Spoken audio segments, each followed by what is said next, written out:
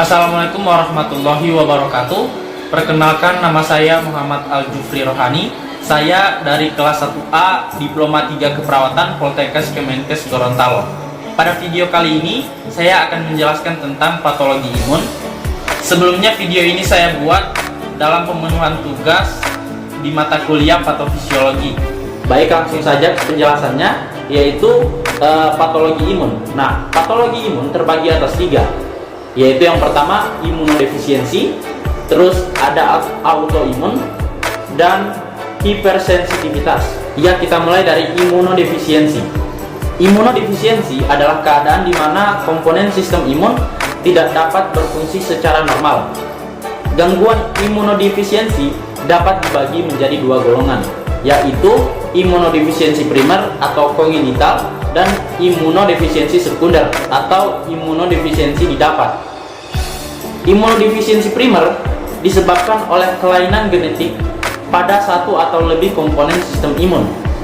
Contohnya seperti saya mengambil penyakit tentang sindrom George, di mana ketidaksempurnaan perkembangan organ timus dan kegagalan maturasi pada sel T.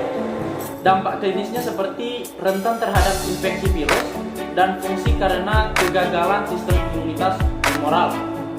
Contoh yang kedua yaitu sindrom hiper IgM, di mana cacat pada sel B sehingga tidak dapat melakukan pengulangan kelas antibodi atau imunoglobin. Dampak klinisnya seperti kadar IgM di dalam tubuh menjadi berlebihan dan kekurangan IgA, IgG, dan IgE. Hal ini menyebabkan sering terjadinya infeksi berulang. Nah, untuk imunodefisiensi sekunder merupakan kerusakan sistem imun yang disebabkan oleh infeksi, kekurangan nutrisi, ataupun efek dari pengobatan. Imunodefisiensi sekunder umumnya didapatkan pada usia lanjut dan merupakan dampak dari penyakit lain yang diderita atau efek obat-obatan. Contohnya seperti penderita keganasan atau kanker yang didapatkan dari radioterapi atau kemoterapi dapat menderita imunoglobin karena sel-sel imun ikut dirusak oleh perlakuan tersebut. Selain itu, cacat pada sistem kekebalan seluler juga dapat disebabkan oleh malgizi atau kekurangan protein. Beberapa kondisi lain yang dapat menimbulkan imunodefisiensi sekunder adalah keganasan, leukemia dan limfoma, gagal ginjal akut, infeksi HIV, sarkoidosis, splektomi, dan infeksi virus Epstein-Barr. Selanjutnya autoimun. Autoimun adalah respon imun terlalu aktif, termasuk fungsi imun yang tidak berfungsi baik sehingga berakhir pada gangguan autoimun.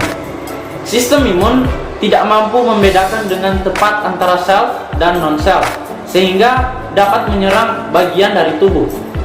Contoh penyakit autoimun yaitu artritis rheumatoid, diabetes mellitus tipe 1, penyakit Hashimoto, dan lupus eritomatosus sistemik. Selanjutnya reaksi hipersensitivitas.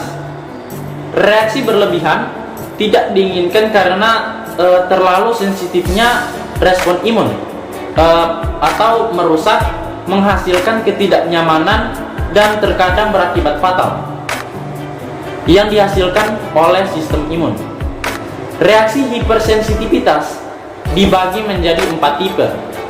Hipersensitivitas tipe 1 disebut juga dengan sebagai hipersensitivitas sebagai tipe segera, di mana reaksi ini berhubungan dengan kulit, mata, nasofaring, jaringan, bronchopulmonary, dan saluran gastrointestinal.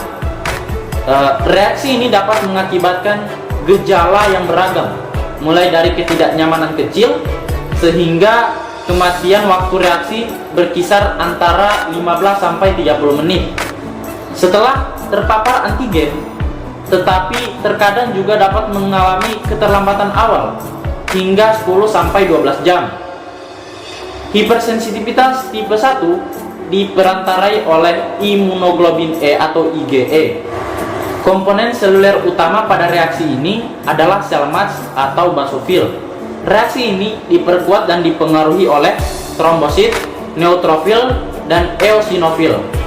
Selanjutnya, hipersensitivitas tipe 2 diakibatkan oleh antibodi berupa imunoglobin G atau IgG dan imunoglobin M atau IgM terhadap antigen pada permukaan sel dan matriks ekstraseluler. Kerusakan akan terbatas atau spesifik pada sel atau jaringan yang secara langsung berhubungan dengan antigen tersebut. Pada umumnya, antibodi yang langsung berinteraksi dengan antigen permukaan sel akan bersifat patogenik dan menimbulkan kerusakan pada sel target.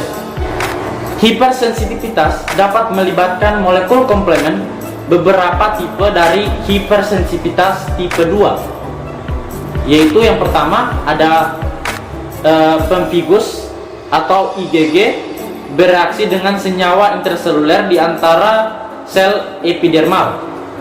Yang kedua ada anemia hematolik atau autoimun yang dipicu oleh obat-obatan. Selanjutnya ada sindrom Goodpasture atau IgG yang bereaksi dengan membran permukaan glomerulus sehingga menyebabkan kerusakan ginjal. Selanjutnya hipersensitivitas tipe 3. Hipersensitivitas tipe 3 merupakan hipersensitivitas kompleks imun yang disebabkan adanya pengendapan kompleks antigen yang kecil dan terlalu di dalam jaringan. Hal ini ditandai dengan timbulnya inflamasi atau peradangan. Pada kondisi normal, kompleks antigen yang diproduksi dalam jumlah besar dan seimbang akan dibersihkan dengan adanya fagosit. Namun, kadang-kadang kehadiran bakteri, virus, lingkungan atau antigen atau spora fungi, bahan sayuran atau hewan yang persisten akan membuat tubuh secara otomatis memproduksi antibodi terhadap senyawa asing tersebut sehingga terjadi pengendapan kompleks antigen secara terus-menerus. Kelebihan antigen kronis akan menimbulkan penyakit serum atau serum sickness yang dapat memicu terjadinya artritis atau glomerulonefritis. Terakhir adalah hipersensitivitas tipe 4, di mana dikenal sebagai hipersensitivitas yang diperantarai oleh sel atau tipe lambat. Reaksi ini terjadi karena aktivitas perusakan jaringan oleh sel T dan makrofag. Waktu cukup lama dibutuhkan dalam reaksi ini untuk aktivitas dan diferensiasi sel T, sekresi sitokin dan kemokin, serta akumulasi makrofag dan leukosit lain pada daerah yang terkena paparan, seperti beberapa contoh umumnya dari hipersensitivitas tipe 4 adalah hipersensitivitas pneumonitis. Oke, baik, itulah penjelasan dari patologi imun. Apabila ada salah kata atau kekurangan, saya mohon maaf. Billahi taufiq wal hidayah. Wassalamualaikum warahmatullahi wabarakatuh.